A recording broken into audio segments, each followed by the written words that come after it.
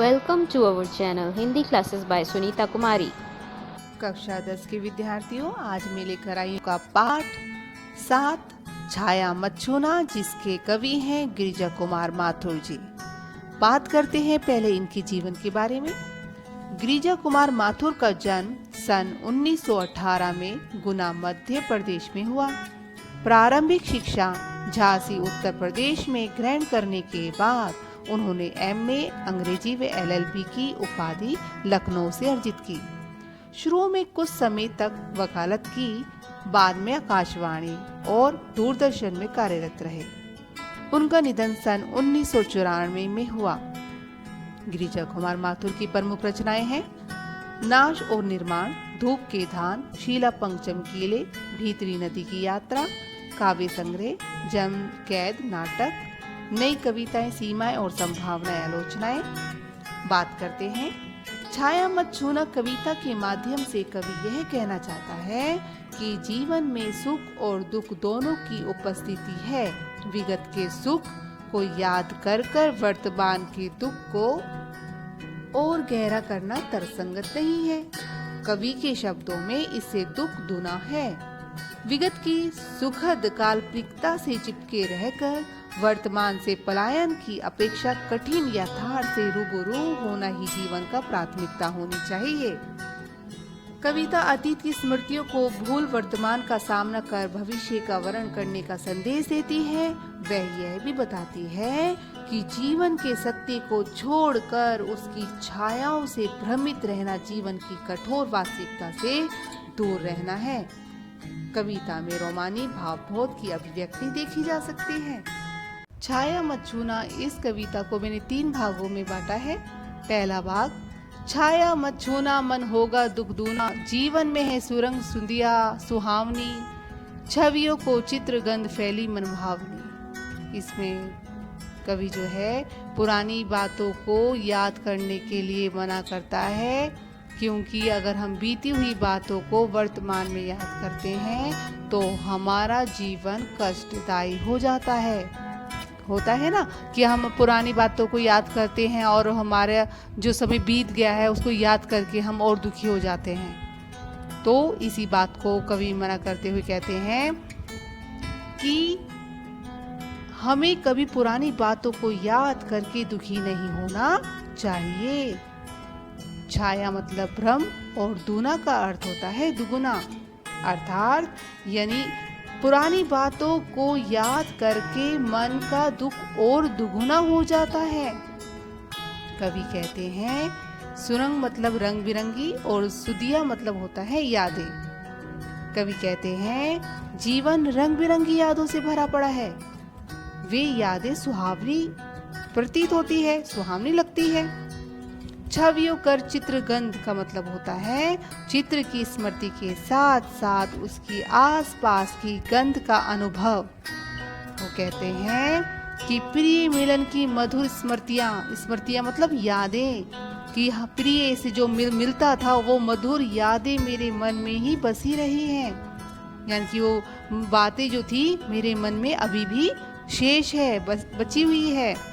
केवल गंध ही यादों में शेष रह जाती है। यानी कि वक्त चला जाता है लेकिन वो वाली जितनी बातें हैं वो हमारे मन में ही रह गई है। आगे कवि कहते हैं तन सुगंध शेष रही बीत गई यामिनी, कुंतल के फूलों की याद बनी चांदनी, भूली सी एक छुअन बनता हर जीवित क्षण, छाया मत छूना मन होगा दुख दूना। कवि कहते हैं कि कुंतला यानी कि लंबे केश, कुंतल का मतलब होता है लंबे बाल और छुअन होता है स्पर्श। जैसा कि उन्होंने पहले लिखा है कि तन सुगंध शेष रही बात गई यामिनी, यानी कि हमारे उसकी जो खुशबू है, उसकी जो यादें हैं वो हमारे शरीर में शेष रह गई है, जिसे हम याद करते रहते हैं। अभी बताया कि कुंतल जो है एक लंबे केश हैं और इसमें बताया गया है छुअन यानी कि स्पर्श। तो कवि कहते हैं कि प्रिया के बालों में लगे पुष्प गुच्छ याद आते हैं। यानी जो उसकी प्रिया थी कवि की, तो बालों में क्या करती थी, फूलों का एक गुच्छा अपने बालों में लगाए रखती थी। उसकी जो महक है वो उस उसको अभी भी उसकी जो महक है, उसको अभी भी उसकी महक की याद उसको आती है। चांदनी बनकर उसके मन को भ्रमित किए हुए है, यानी कि वो अभी तक उसकी खुशबू को या उसकी चांदनी रातों को वो नहीं भूल पाया। उसे प्रिया की छुअन का एहसास होता है, पर वह पाता है कि यह सब सपना बनकर रह गया। वो सोचता है कि भूल सी छुअन या स्पर्श उसको नजर आता है, लेकिन जैसे वो जीवन का क्षण में जब वो सोचता है तो उसे महसूस होता है कि वो एक सपना देख रहा है, उसकी पुरानी जो बातें हैं उसको याद कर रहा है।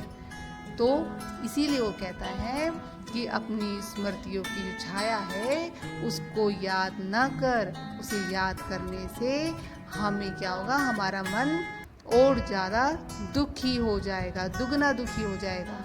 इसीलिए बीते हुए समय को याद नहीं करना चाहिए।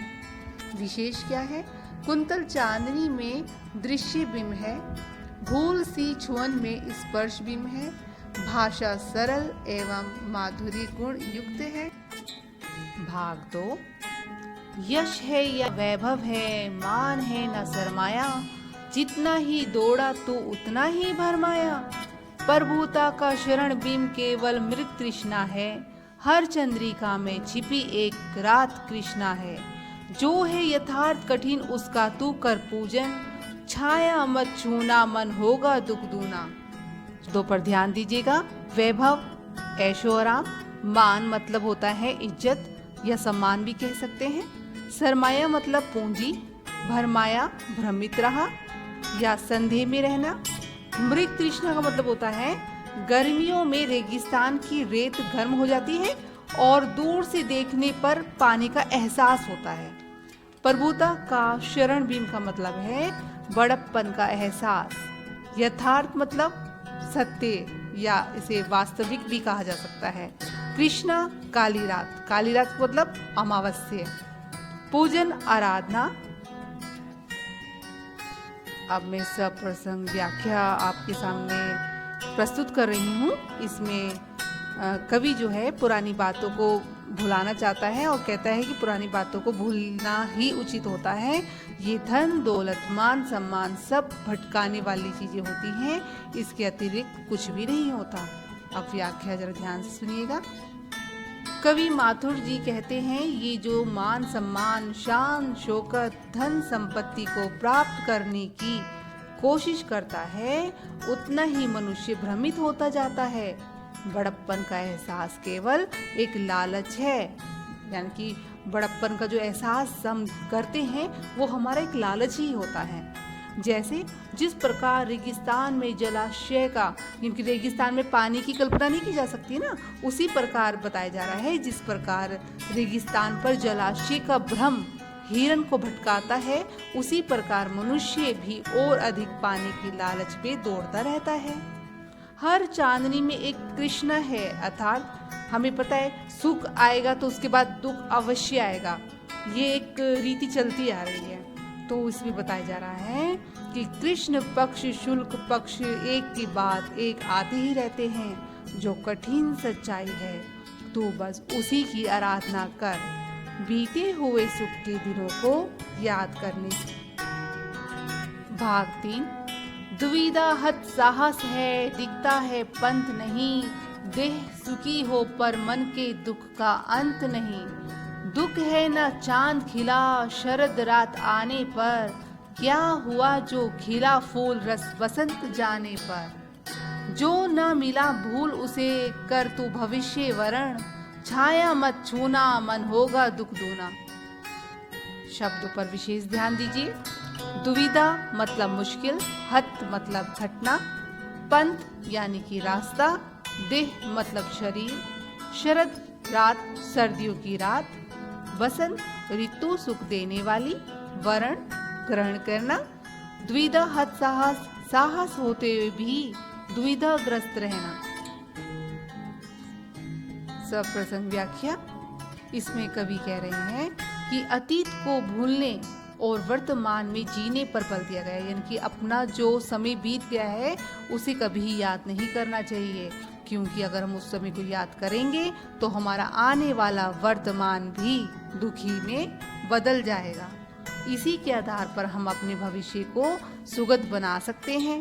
पुरानी बातों को याद करके हमारा मन और दुखी हो जाता है। व्याख्या जरा ध्यान से सुनिएगा। अतीत को याद करके हम अपने वर्तमान को और दुखी कर लेते हैं। इन्हें याद करने से कोई लाभ नहीं है। कवि कहता है कि साहस होते हुए भी हम दुविधाग्रस्त रहते हैं और हमें आगे बढ़ने का कोई रास्ता दिखाई नहीं देता।